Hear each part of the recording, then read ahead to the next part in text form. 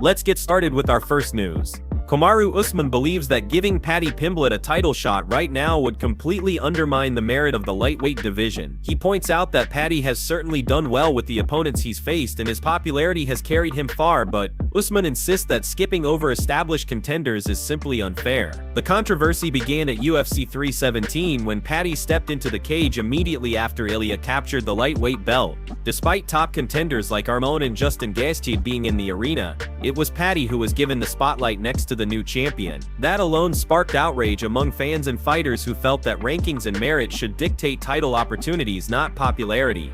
Ilya, who is now 17-0, brushed aside the idea of fighting Armon next. In fact, he boldly declared that he'd rather vacate his belt than defend it against Armon. Instead, he shifted focus toward Paddy or Gaethje, making it clear who he wanted as his first title defense. Usman, however, strongly disagrees with that direction. On his Pound for Pound podcast with Henry Cejudo, Usman explained that while Paddy has done a phenomenal job with what he's been given, his resume simply does not warrant a championship fight yet. According to him, if you look at the lightweight rankings, there are fighters like Armon, Gaethje, Dan Hooker, Mateusz Gamrot, and Beneil Dariush all positioned ahead of Paddy. Skipping those names to hand Paddy a title shot, Usman says, spits in the face of the sport's merit. He emphasized that this isn't Paddy's fault.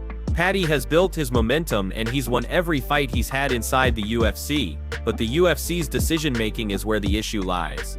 For Usman, if it isn't Armon getting the shot, then Justin Gaethje should be next in line. And if not Gaethje, then fighters like Hooker, Gamrot, or Dariush should absolutely get the opportunity before Paddy. The fact that Paddy's name is even being considered shows how much influence popularity holds in the UFC today. Chael Sonnen, speaking to MMA Junkie, added to the conversation by claiming that the UFC already has plans to give Armon the next title shot. Armon himself has dropped hints that something big is in the works, suggesting that Sonnen may be right. Usman agreed with that possibility and gave his reasoning. He said that if the UFC really wanted Gaethje as the next challenger, the fight would have already been booked by now. The fact that it hasn't been made yet suggests the promotion wants Gaethje to take another fight before getting his shot. That leaves Armon as the most logical choice for the next title defense. For Usman, it's simple. Paddy Pimblett is talented, he's undefeated in the UFC, and he's a star, but handing him a title shot now is wrong. It disregards the work of fighters who have battled through the toughest competition in the division. The UFC has always been about the best fighting the best, and according to Usman, giving Paddy a title shot at this stage would be a move that completely ignores that core principle. Before moving on to the next news, we proudly want to share something with of you fight fans. We finally managed to solve our pronunciation mistakes almost completely, and very soon we'll also start adding the latest media into our videos, so you can enjoy not only the news commentary but also the full experience. I know these improvements took a lot of time, and I sincerely apologize for all the earlier videos where you had to listen to many pronunciation mistakes. I'm truly thankful to everyone who subscribed and supported this channel throughout this journey. In the future, you will see a lot more improvements coming your way, and I have one request for those who still haven't subscribed. Please hit that subscribe button. That simple action will help us improve our content even more. That's all we ask from you fight fans. Move on to another news. Joe Rogan has stirred up a big debate by sharing his unfiltered thoughts on Khabib Nurmagomedov's undefeated record. On a recent episode of the Joe Rogan Experience, Rogan explained why he doesn't believe Khabib should be considered truly undefeated, pointing directly to one particular fight in his early UFC career. That fight was against Gleison Tibau back in 2012. A razor-close contest that Rogan insists Khabib actually lost, even though the judges awarded him the unanimous decision victory. Rogan didn't hold back when discussing the fight. He admitted that if there was ever one man who had the chance to derail Khabib's perfect record, it was Tibau. According to Rogan, the Brazilian lightweight was able to nullify Khabib's wrestling in ways very few could, stuffing takedowns and keeping the fight close on the feet. In Rogan's words, when you look at Khabib's record, there's an asterisk next to it, and that asterisk is Gleison Tibau. He went as far as saying he thought Khabib lost that fight, though he did acknowledge that it was early in Khabib's career, long before he became champion and established himself as one of the greatest fighters of all time. As the discussion continued, Rogan also touched on the size of fighters in the lightweight division. He mentioned how at 55 pounds, some fighters are enormous, cutting drastic amounts of weight to make the limit. While Khabib was always incredibly strong and dominant, Rogan argued that there were other lightweights who were simply bigger in terms of size and physical frame. Over time, he explained, cutting that much weight takes a toll, and eventually the body just can't handle it anymore. That's the reality of the sport, and it's something many fighters in the division have faced throughout their careers. Rogan made it clear that he still respects Khabib's accomplishments. He admitted Khabib was absolutely world-class, an all-time great fighter who retired undefeated on paper, but he emphasized that at the very top of the lightweight division, at the absolute tip of the spear, there were moments where Khabib wasn't untouchable. The Tibau fight in particular stood out as the clearest example of that. Rogan insisted that Tibau could easily have been awarded the decision that night, and if that had happened, Khabib's legendary unbeaten streak would not exist today. He also added context, pointing out that Khabib went on to dominate after that fight, smashing through elite competition and proving himself as one of the most dominant champions in UFC history. However, Rogan's point was that the narrative of never even close to losing doesn't quite hold up when you go back and study the Tibau bout. It wasn't just close, it was close enough to be a loss in his eyes. For Rogan, this doesn't take away from Khabib's legacy.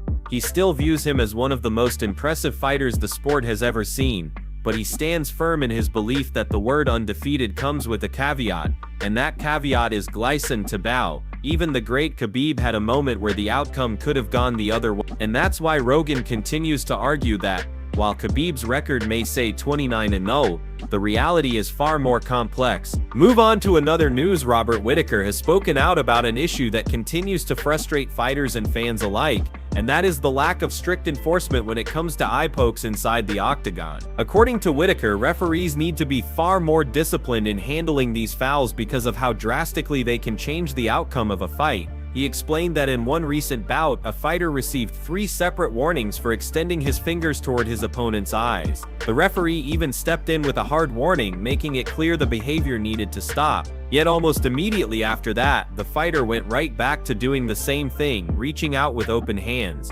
Whittaker found it unbelievable, noting there were 0 adjustments made even after the stern warning, and yet no real consequences were applied. For Whittaker, this is a serious issue because eye pokes are not just minor infractions, they can completely derail a fight. He explained that whether the poke is intentional or not, the effect is devastating. The moment it happens, the vision blurs, doubles, or sometimes completely goes out for a few seconds. Even the lightest poke is enough to throw off a fighter's rhythm, timing, and confidence. In his words, it just puts you off so much, and it's incredibly difficult to recover when you're in the middle of a fast-paced, high-level contest.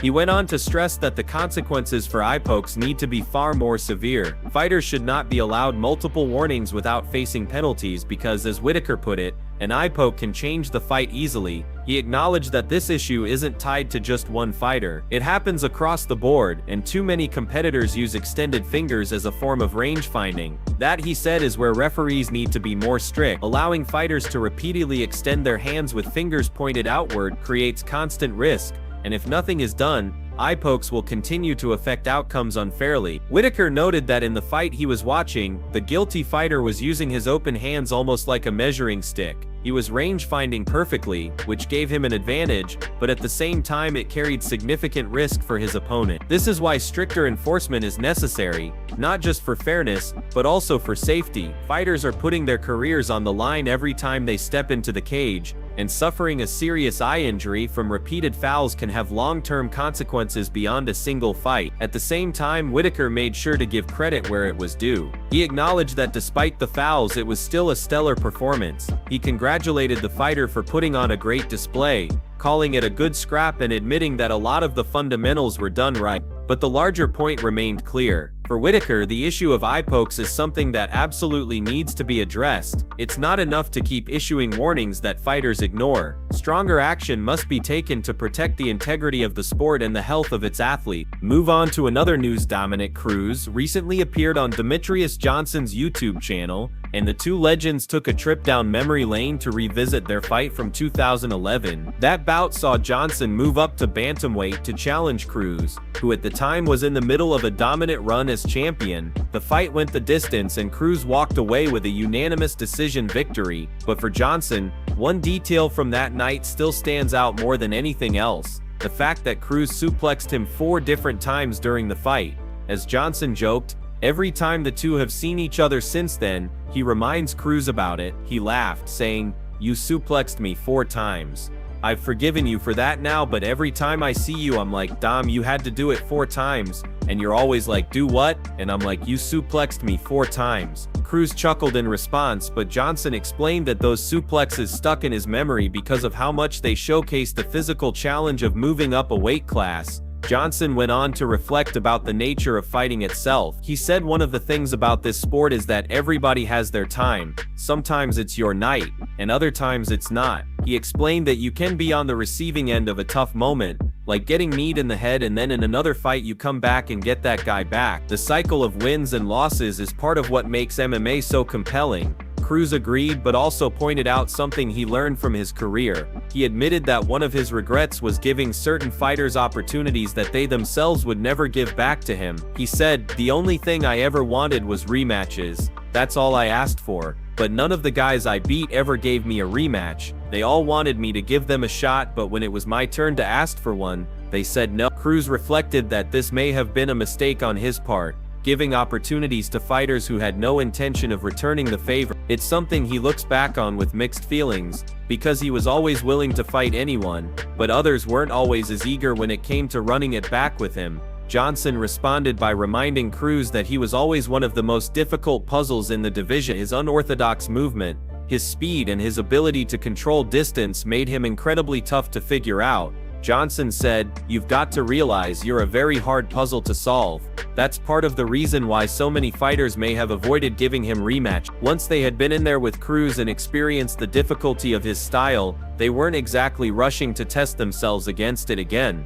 The exchange was lighthearted, filled with mutual respect, but also reflective of the realities of being at the very top of the sport. Johnson could laugh now about being suplexed 4 times, but it was a reminder of just how competitive that fight was, and how much he had to endure when moving up in weight. For Cruz, it was a chance to acknowledge some of the lessons he learned during his championship run. Both men showed that even more than a decade later, their respect for one another remains strong, and their shared history is something that still connects them today. Move on to another news. Joe Rogan and Nate Diaz both believe that one of the most controversial decisions in recent UFC history robbed the fighter of what should have been a career-defining win. In their eyes, Jared Gordon should have a huge name on his resume after his fight against Paddy Pimblett, but the judges saw it differently, and the decision still sparks debate to this day. As the UFC prepares for another Noche UFC event, fans are reminded of the controversies that have defined past cards and moments.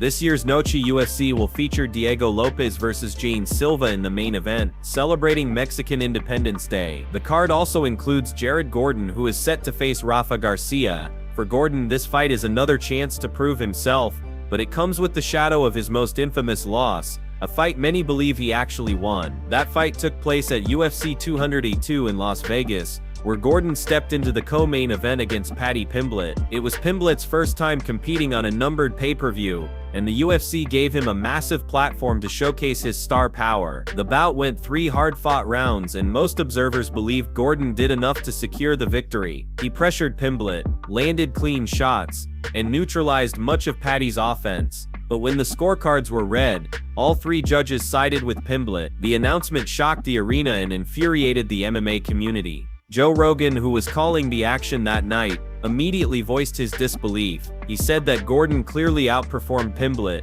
and that the decision made no sense. Nate Diaz later echoed the same sentiment, calling the outcome a robbery. For them, Gordon should have walked away with the biggest win of his career, a win that would have completely changed his standing in the lightweight division. Instead, Pimblett was awarded the unanimous decision, and Gordon was left with another frustrating mark on his record.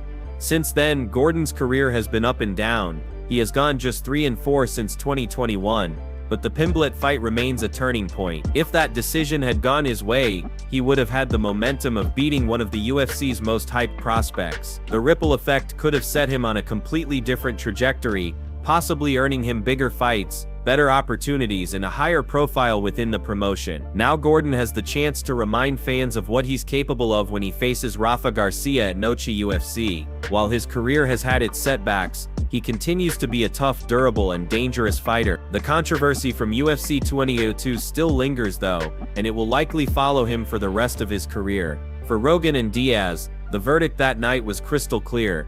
Gordon won, and the fact that he didn't get the nod was a failure of the judging system. It robbed him of a career-defining moment, while Pimblett's rise continued despite the doubts surrounding that performance. To this day, many still view it as one of the most blatant examples of how bad decisions can shape careers in the UFC. Move on to another news. Conor could have a few options lined up for his return to the octagon. While the Irish superstar hasn't fought since his second loss to Dustin Poirier back in 2021, the appetite among fans to see him back in action remains strong. Conor has already called for his spot on the UFC White House card, and according to one retired fighter and analyst, his wish could actually become a reality.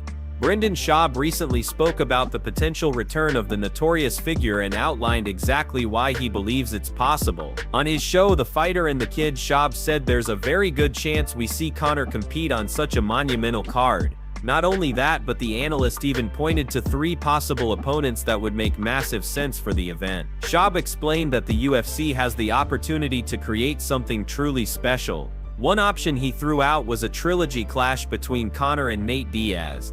That rivalry is legendary in the sport, and a third fight on a stage as historic as the White House card would be nothing short of iconic. Schaub then mentioned Michael Chandler, who's been linked to Conor for quite some time. Chandler has built his reputation as one of the most all-American fighters in the game, and according to Schaub, his presence on that card would be essential. Finally, Schaub suggested another interesting possibility, highlighting that the UFC has more than enough options to generate fireworks with Conor's comeback. For fans, the thought of Conor finally stepping back into the cage has created waves of anticipation. His name alone guarantees headlines, but pairing him with the right opponent could push the event into mega status, whether it's Diaz, Chandler, or someone else entirely. Schaub is convinced the White House card could be the stage where the notorious Irishman makes his dramatic return. The excitement continues to grow, and if this prediction comes true, it could go down as one of the most talked about comebacks in UFC history.